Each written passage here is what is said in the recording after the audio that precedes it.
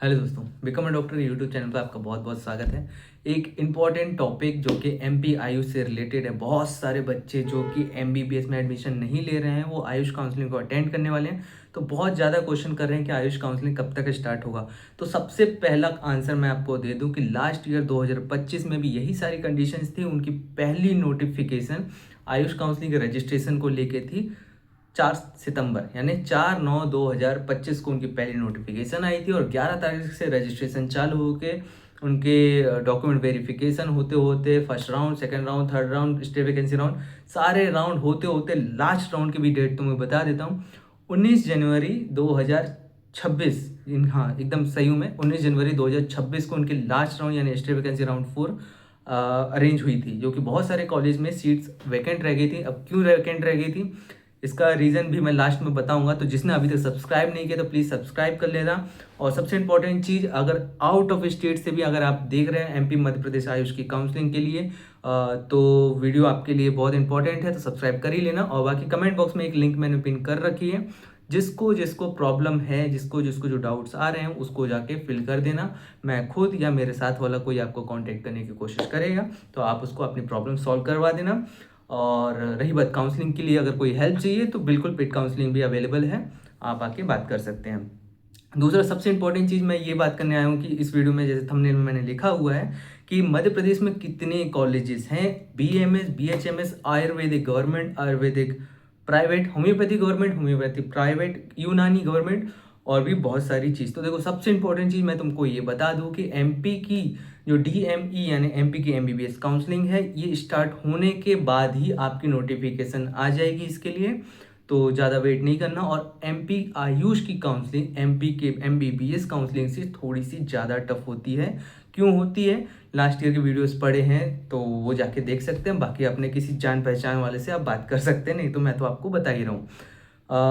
दूसरी चीज़, मध्य प्रदेश में government college कितने हैं जो कि बीएमएस कराते हैं? मध्य प्रदेश में ओनली 7 गवर्नमेंट कॉलेज हैं जो कि बीएमएस कराते हैं, जो कि मेरे पास लिस्ट है।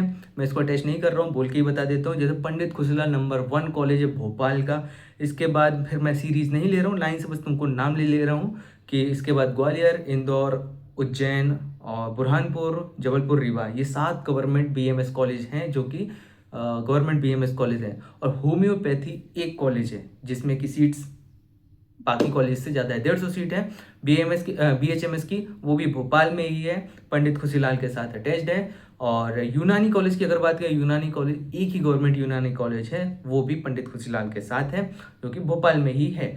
और रही बात प्राइवेट कितने कॉलेजेस हैं, देखो फर्स्ट राउंड में अप्रूवल बहुत कम कॉलेज को, मतलब अप्रूवल कुछ कॉलेजेस को नहीं मिला था, बहुत सारे कॉलेज को अप्रूवल मिला था राउंड 1 में अटेंड करने के लिए। बहुत से कॉलेज का अप्रूवल इसलिए नहीं मिला था क्योंकि उनके सिस्टम कुछ ना कुछ लैग कर रहे थे, कहीं ना कहीं कुछ ना कुछ प्रॉब्लम आ रही थी, या थोड़ी सी पनिशमेंट कह सकते हो। आयुष काउंसलिंग ने उन्हें पनिशमेंट दी थी, जिस वजह से राउंड 1 में उनको अटेंड करने नहीं दिया।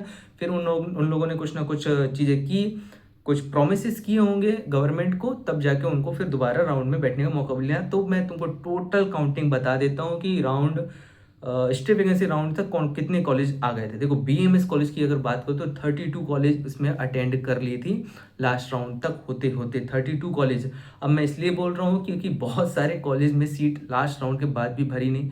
कुछ ऐसे कॉलेजेस थे जिनकी सीट लगभग 70 सीट खाली रह गई, कुछ कॉलेज में 50 सीट खाली रह गई, कुछ कॉलेज में 30, कुछ कॉलेज में 2 सीट खाली रह गई। बहुत सारे कॉलेज 100% फुल हुए हैं, ऐसा भी नहीं कि कुछ कॉलेज फुल ही नहीं हुए हों। तो बहुत सारे कॉलेज फुल हो गए थे।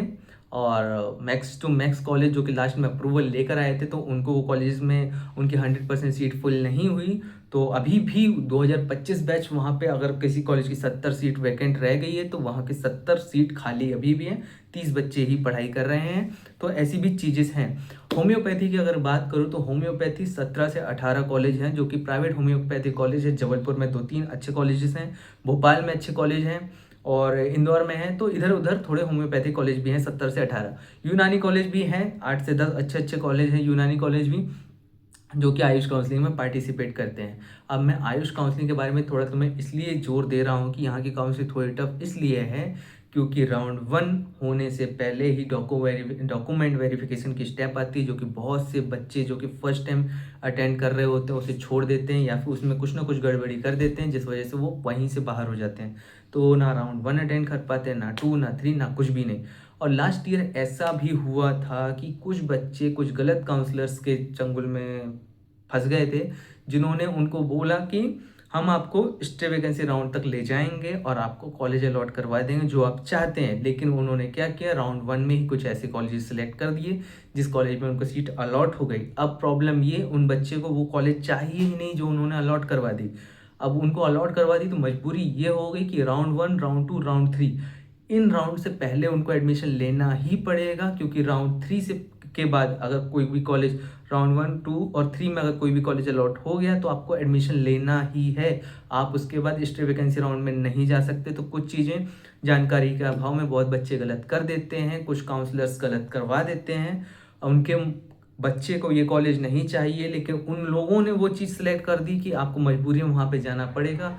फिर लास्ट मोमेंट में सुधार की कोई गुंजाइश नहीं होती। आपका हो सकता है साल खराब हो जाए या फिर बहुत ज़्यादा आपके पैसे लग जाए। अब पैसे की बात मैं इसलिए कर रहा हूँ कि प्राइवेट कॉलेजेस में मिसलेनियस और हॉस्टल के नाम पे बहुत ज़्यादा फीस लगती है। कुछ कॉलेज अगर बच्चे बाहर से आ रहे हैं तो नाम नहीं ले सकता, लेकिन कुछ अमाउंट डोनेशन के जैसे ही लगती है। तो उसके लिए भी वेल प्रिपेयर्ड रहना। बहुत से कॉलेज की फ़ीस बहुत ज़्यादा है। 2025 सेशन की बात करूँ, आरडी कॉलेज की फ़ीस 3,84,000 पर ईयर की हो गई थी। पर प्रॉफ की नहीं बोल रहा हूँ, प्रॉफ की बात करूँगा तो 18 मंथ की फ़ीस आप कैलकुलेट कर लेना। आरडी के बाद अगर बात करें एलएन की 3,65,000, मानसरोवर की 3,24,000। इसी टाइप से बहुत सारे कॉलेज की फ़ीस बहुत हाई चढ़ गई है। और बहुत से कॉलेज अभी भी हैं जो कि अंडर 2 लाख है पर ईयर की फ़ीस के हिसाब से। लेकिन फर्स्ट ईयर में फिर भी किसी को अगर प्लान कर रहे हो एडमिशन लेने का तो 5 से 6 लाख रफ आइडिया में आपको प्लान करके चलना पड़ेगा किसी भी कॉलेज में एडमिशन लेने के लिए। और भी कोई ज़्यादा अधिक जानकारी के लिए कमेंट बॉक्स में लिंक पिन कर रखी है, आप जाकर उसको फिल कर देना। हम आपकी हेल्प के लिए हैं। बाकी मिलते हैं नेक्स्ट वीडियो में, तब तक के लिए take care and bye bye.